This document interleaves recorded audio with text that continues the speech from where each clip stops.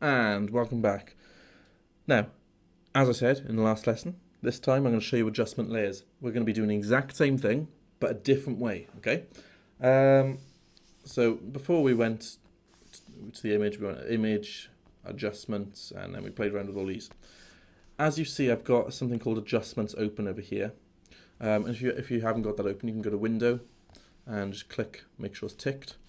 And that's one way. If we click this, levels, it's going to put an adjustment layer above, and I can play around here and I can turn this on and off.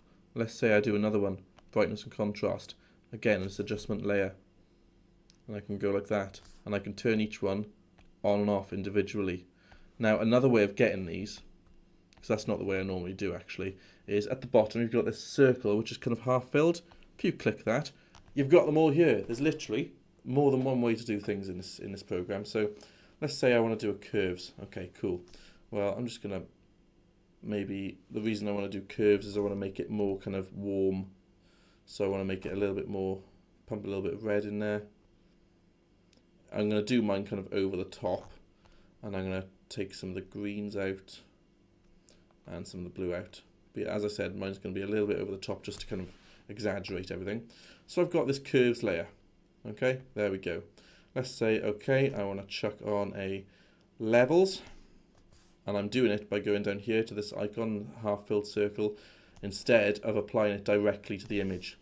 Okay, it's kind of like getting a sheet of A4 paper with a drawing on there and getting some sort of red tinted acetate or light-in gels and putting them on top. It's kind of like that because you can kind of remove them.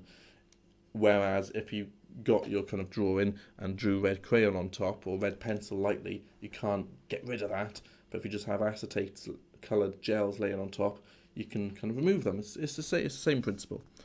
So let's say, yeah, I'm going to go fiddle around in here, maybe make a few adjustments. Cool, I'm done. Maybe I want to go add some vibrance. So that gives you another one, but there, chuck the vibrance up. Cool, yeah, I'm liking how it's looking. I want to go into the hue and saturation, and I want to alter the colours for whatever reason slightly. There we go, it's red and green. Cool. If you've done that directly onto the image by clicking the image and going image adjustments and putting it all that, let's say you wanted to get rid of the first thing we did, which was curves. Well, now I can just click off. Boom. Done. Magic. Okay. That's the beauty. So let's say I went ahead and I wanted to paint, I wanted to put some text on top because I've got to show you the hierarchy of it now. Let's say, okay, let's get the text tool, horizontal, let's type some text. Let's say Miami Beach, because I'm going there pretty soon, in a couple of months, hopefully.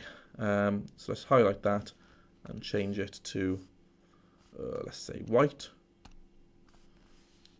And I have no idea if this is Miami Beach. It's at the highest size at the moment, so I'm just going to scale it up with the selection tool. Should have done that uniformly. There we go.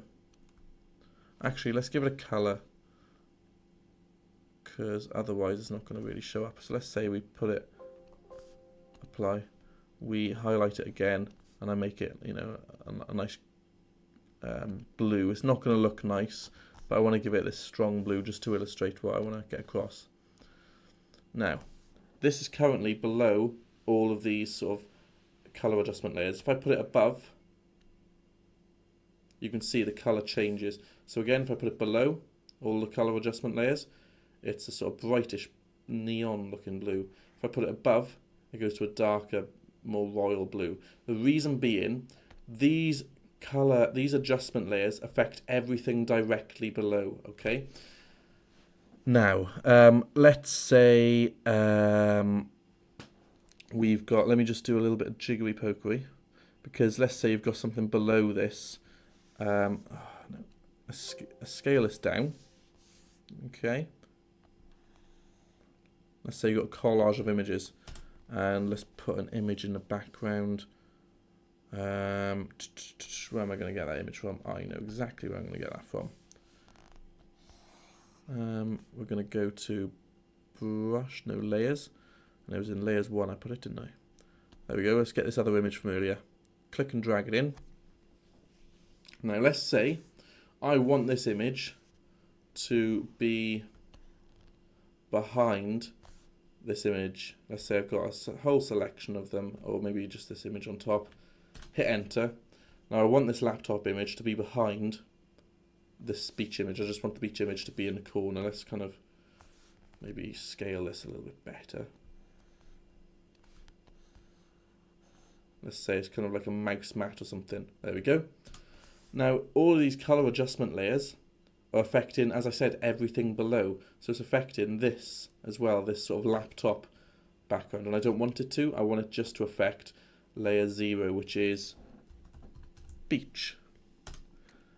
Well, how do I get it to do that? Well, indeed, I'll show you now. I'm going to get rid of the Miami Beach text. If I want these adjustment layers to just affect this beach picture and not the one below, if I hold Alt, if I put my mouse between curves 1 and beach, it's just a hand. If I hold Alt, it should, let's click in here. Oh yeah, if I hold Alt, you see it changes into that little arrow, okay? Alt, no Alt, Alt, no Alt. Okay, so when I'm holding Alt, if I click, you'll see there's a little arrow now linking these two together. And I need to do that for each of these. Okay, holding Alt in between the two layers. It's not going to do it when you're on top. In between, click. Okay, so now what's happening, all of these adjustment layers, if I turn them off, they're only affecting what they're linked to, which is this beach image. And everything else below, like this desk, isn't getting affected by them at all. So when I turn them off, it doesn't affect. When I turn them on, it only affects this. So let's pretend that's like a little table mouse mat or something. So that's how you, because if you don't have these, linked up, they affect absolutely everything below. And that can be a bit of a ball ache. We don't want it to affect the table, so we'll just alt click, so it only affects the beach image, okay? So that's a lot better way of working, because again, if you didn't like one of them, you can just turn it off, or you can just turn off this, maybe this hue and saturation, and yeah, you can just turn them off one by one. Maybe you can even select them and turn the opacity down so only half affects, so it has a lot more of a subtle effect on it, but completely up to you. Anyway, that's the use of adjustment layers and how they can be quite helpful. Before I do leave, what I'm going to do is delete all these, and let's say that is a mouse mat. This image is quite grey, so I'm going to color correct it to fit. So let's go into Hue and Saturation, and I want to link this immediately. So holding Alt with my mouse between them two.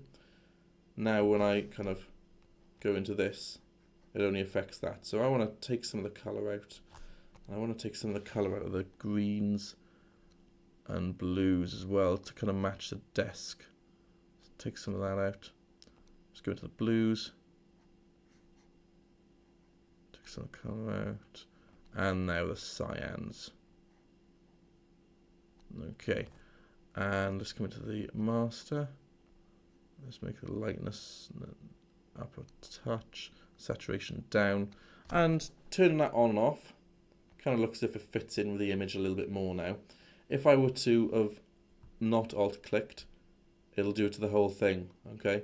And we don't want it to do it to the whole thing. So remember, mouse in between, hold an alt, click, and it links. I'm going to leave it there because I've covered quite a lot, but I just wanted to put it into context at the end with color correcting this to the scene of why sometimes you might want to use it, because it looks a little bit weird before, all sort of pop arty. But now I've contextualized it, and down here, go crazy, create some cool stuff. But yeah, cool. I'll see you in the next session. Cheers.